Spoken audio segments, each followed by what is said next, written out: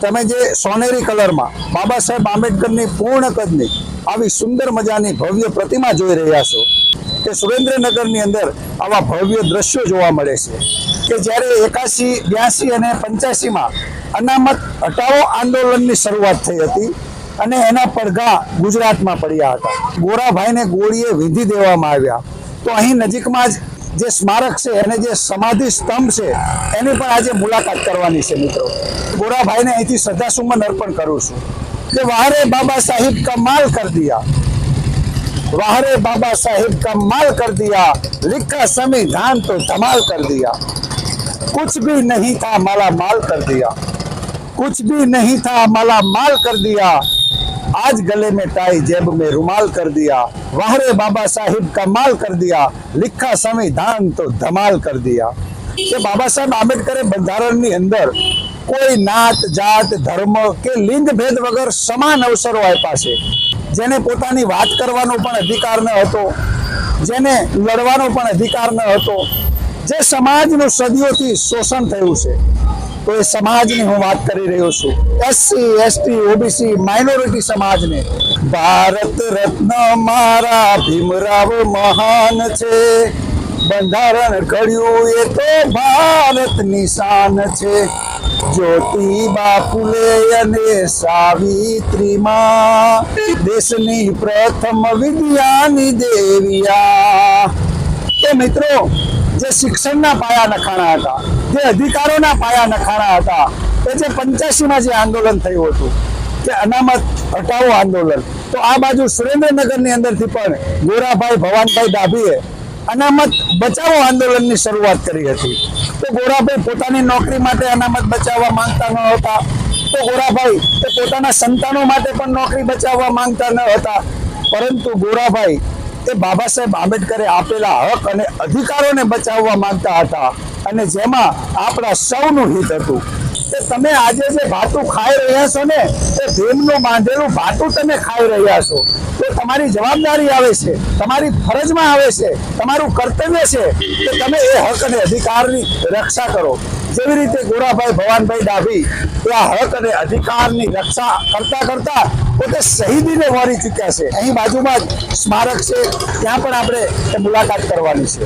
જેવી રીતે બાબા સાહેબ આંબેડકરના પુતળાઓ સળગાવવામાં આવ્યા હતા, જેવી રીતે આ દેશનું બંધારણ સળગાવવામાં આવ્યું હતું, તો મિત્રો એવી જ રીતે વર્તમાન સમયમાં ભારતીય બંધારણે આપેલા હક અને અધિકારોને પણ સળગાવવાનો પ્રયત્ન થઈ રહ્યો છે. મિત્રો, બંધારણને જાહેર ચોકમાં સળગાવવામાં આવ્યું હતું એટલે દરેક લોકો જોઈ શકતા હતા, પરંતુ આજે બંધારણે આપેલા હક અને અધિકારો એને બંધ બારણે સળગાવવામાં આવી રહ્યા છે. એટલે કહી શકાય કે આજે ભણેલ ગણેલ લોકોને એ દ્રશ્યો દેખાતા નથી કે કેવી રીતે બાબા સાહેબ આંબેડકરે આપેલા હક અને અધિકારોને સળગાવવામાં આવી રહ્યા છે. શિક્ષણનો અધિકાર, નોકરીનો અધિકાર, ફેક્ટરીઓમાં કામ કરવાનો અધિકાર. તો મિત્રો, 1942માં બાબા સાહેબ આંબેડકરે સૌથી પહેલા જે 16 કલાક કામ કરવાનો જે રૂલ્સ હતો, જે નિયમ હતો, એમાં બદલાવ લાવી અને સૌથી પહેલા કામદારોને કારખાનાની અંદર કામ કરવા માટેનો સમય એ 8 કલાક નિર્ધારિત કરી દેવામાં આવ્યો હતો. અને એવી વિશ્વ વિભૂતિ જે મહામાનવ યુગધર ભારત રત્ન વિશ્વ રત્ન જેમની પ્રતિમા આજે સુરેન્દ્રનગરમાં તમે જોઈ રહ્યા છો. અને વર્તમાન સમયમાં જે સરકાર દાવા કરી રહી છે, જે ષડયંત્રો કરી રહી છે, તમારી અને મારી જવાબદારી છે કે આવા ષડયંત્રોનો પર્દાફાશ કરી અને લોકોની સામે રાખવો. અમાર હૈયે બાબાના સંભારણા. તો બાબા સાહેબ આંબેડકરને કોઈએ ફાઇલો ન આપી, કોઈએ પાણી ન આપ્યું, તો બાબા સાહેબ આંબેડકરને રહેવા માટે કોઈએ મકાન પણ ભાડે ન આપ્યું. બાબા સાહેબ આંબેડકરને રસ હતો કે આ કહેવાતા 85% બહુજન સમાજને, એસસી, એસટી, ઓબીસી માઇનોરિટી લઘુમતી સમાજને એના મૂળભૂત અધિકારો મળે. કે હું મહા મુશ્કેલી આ અધિકારો લાવ્યો છું. મારા 4 સંતાનોની બલિ આપી છે. માતા રમાબાઈ આંબેડકર પણ 35 વર્ષે એ વિદાય લઈ લે છે, અને આવડા મોટા સંઘર્ષની જે કમાણી હતી, જે પૂંજી હતી, એ આપણા માટે હતી.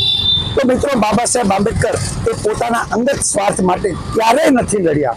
જ્યારે ગાંધીજી એમ કહેવાય છે કે અહિંસાના પૂજારી હતા, અહિંસક હતા, તો મિત્રો, ગાંધીજીએ પોતાના ગળે જ છરી મૂકી અને કહ્યું કે જો બાબા સાહેબ આંબેડકર અધિકારો પાછા નહીં ખેંચે તો હું પોતે મરી જઈશ. તો મિત્રો, કેવી રીતે કહી શકાય? ગાંધીજી અહિંસાના પૂજારી હતા, જે પોતાના ઘરે છરી મૂકે, જે પોતાનો જીવ લેવા માટે તૈયાર થઈ જાય તો એને હિંસા નહીં કહીએ તો બીજું શું કહીએ?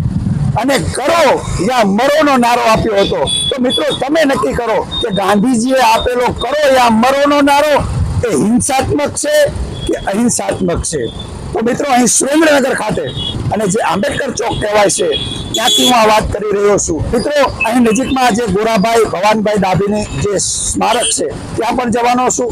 તો અહીં હું મારી વાત પૂરી કરું છું. આપ સૌને જય ભીમ, નમો બુદ્ધાય, જય ભારત, જય સંવિધાન.